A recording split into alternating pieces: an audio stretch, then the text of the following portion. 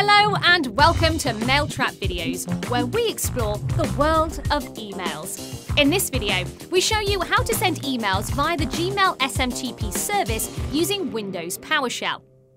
Before writing the PowerShell email sending script, you have to do a bit of configuration within your Gmail account. This is done by clicking on your Gmail account icon in the top right corner, and then on Manage Your Google Account.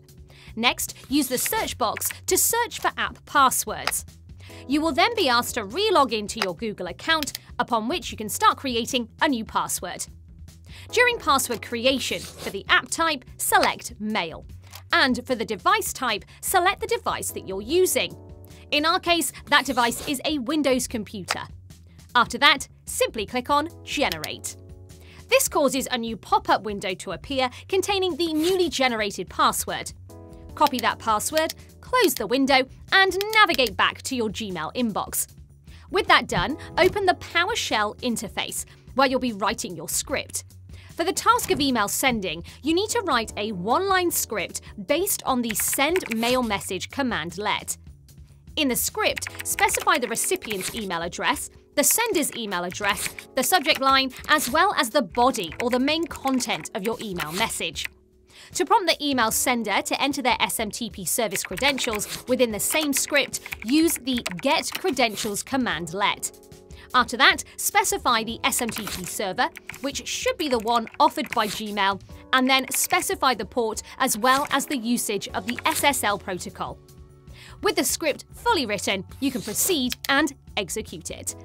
Upon initiating the execution, a dialog box will appear asking for the username and password required by the SMTP server.